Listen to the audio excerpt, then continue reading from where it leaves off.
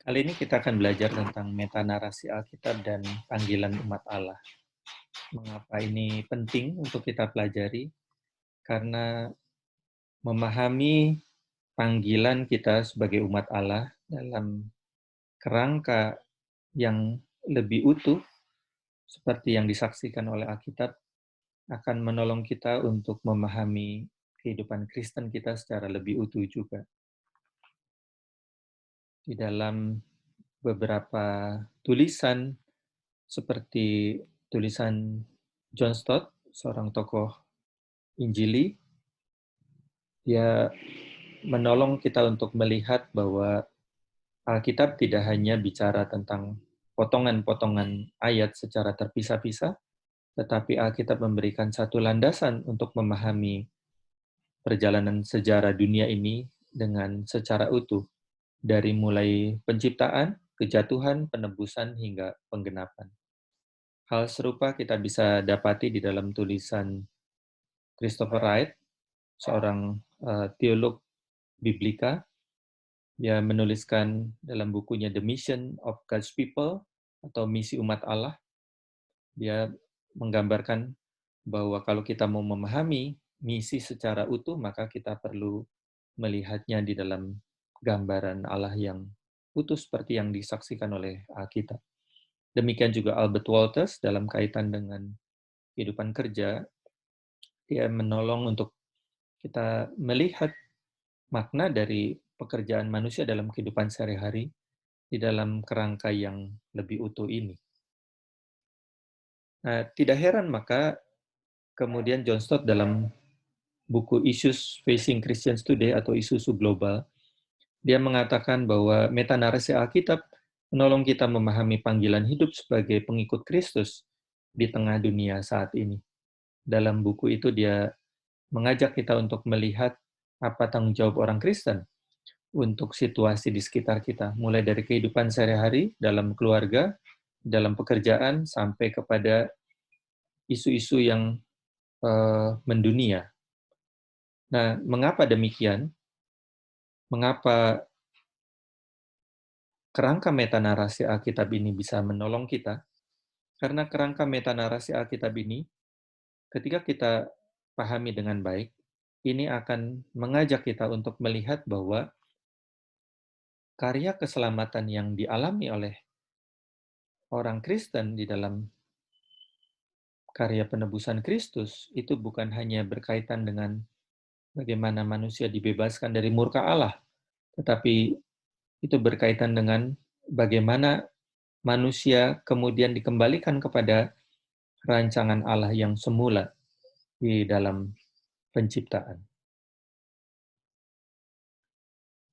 Nah, kita perlu memahami bahwa dalam kaitan dengan penciptaan, bahwa dunia yang diciptakan oleh Allah, seperti disaksikan dalam kitab Kejadian, bukanlah dunia yang digambarkan sebagai produk akhir yang statis, atau dalam satu analogi yang digambarkan oleh Albert Wolters ini dalam buku Pemulihan Ciptaan, dunia ini diciptakan bukan sebagai manusia dewasa, tetapi seperti bayi yang baru lahir, yang punya kesempurnaan, yang baik sebagai manusia, tetapi sekaligus ciptaan yang punya potensi untuk terus berkembang. Nah, di dalam konteks inilah maka kemudian manusia yang dicipta segambar dengan Allah itu ditugaskan untuk mengembangkan peradaban melalui kehidupan sosial dan melalui perkembangan. Kisah penciptaan menolong kita untuk bisa memahami rancangan Allah yang semula. Dalam hal ini kita belajar tadi tentang yang namanya mandat budaya atau mandat penciptaan atau mandat untuk mengembangkan peradaban, di mana sebagai ciptaan Allah yang memiliki daya kreasi, kalau Allah itu maha tahu, maka manusia punya kemampuan untuk tahu. Allah itu maha mendengar, manusia itu punya kemampuan untuk mendengar. Allah itu maha kreatif, maka manusia punya daya kreasi. Dengan kemampuan ini, Allah mempercayakan manusia untuk melanjutkan karya penciptaan itu dengan apa yang disebut mandat budaya tadi di dalam Kejadian 1 ayat 27-28 yang bisa diringkaskan dengan dua kata kunci, penuhilah bumi dan taklukkanlah itu. Dalam arti bahwa ada satu tugas untuk mengembangkan kehidupan sosial, bukan hanya manusia bertambah banyak, tetapi bagaimana menata manusia yang bertambah banyak itu dalam setting kehidupan keluarga, setting kehidupan sebagai satu komunitas kecil maupun setting kehidupan dalam komunitas yang makin besar, masyarakat, bangsa, dan antar bangsa. Kemudian aspek yang kedua yaitu menaklukkan dunia atau menaklukkan bumi, bukan dalam arti merusaknya.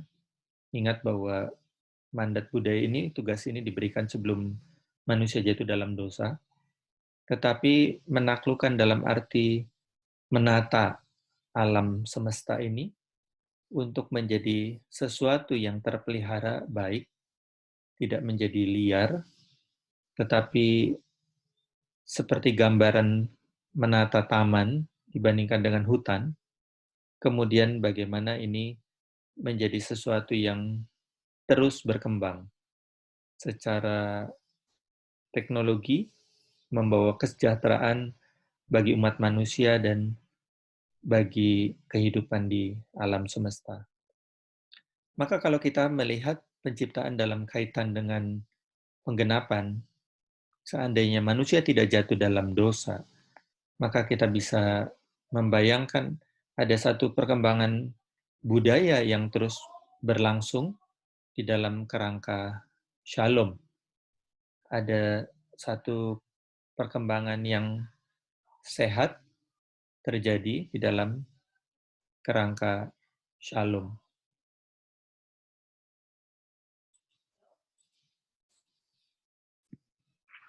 Namun rancangan Allah yang ideal itu kemudian digagalkan atau terganggu karena kejatuhan manusia dalam dosa. Kejatuhan manusia dalam dosa menyebabkan manusia kemudian mengalami konflik dengan penciptanya, dengan sesama, dengan alam ini, dan kemudian budaya terus berkembang tapi ke arah yang menyimpang.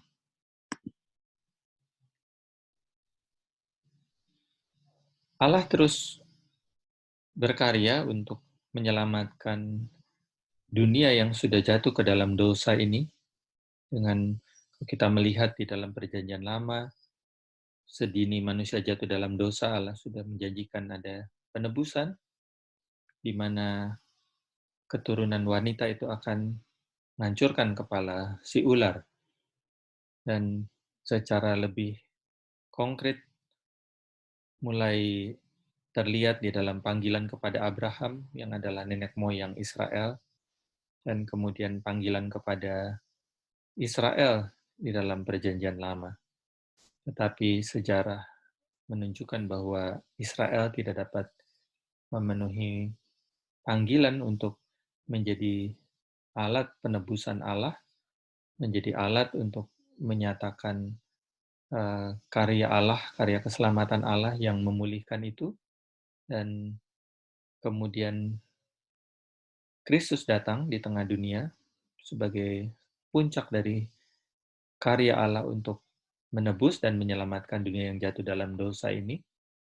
Nah, karya penebusan Kristus di dalam gambar besar ini bisa dan perlu kita pahami bukan hanya mengembalikan manusia bukan hanya meluputkan manusia dari murka Allah, tetapi mengembalikan manusia kepada tujuan hidupnya yang semula, yaitu untuk mengerjakan mandat budaya yang Allah percayakan sebelum manusia jatuh ke dalam dosa. Nah, penggenapan dari karya keselamatan ini baru kita akan alami setelah kedatangan Kristus yang kedua kali, di mana di dalam kitab Wahyu digambarkan bagaimana iblis, kuasa maut, dan kejahatan itu akan dilempar ke dalam jurang yang tidak terkira dalamnya, dan manusia akan sepenuhnya dibebaskan dari dosa. Umat tebusan Allah akan mengalami satu kehidupan yang disempurnakan di dalam Yerusalem yang baru, langit yang baru, dan bumi yang baru. Tapi sekarang pertanyaannya adalah, apa panggilan umat Allah di tengah dunia saat ini? Di tengah dunia saat ini, umat Allah dipanggil untuk menghadirkan cicipan kehidupan yang dipulihkan itu, sesuai dengan maksud Allah yang semula, yang kesempurnaannya baru akan kita alami di dalam kehidupan yang akan datang, tetapi bisa mulai kita alami di dalam kehidupan hari ini.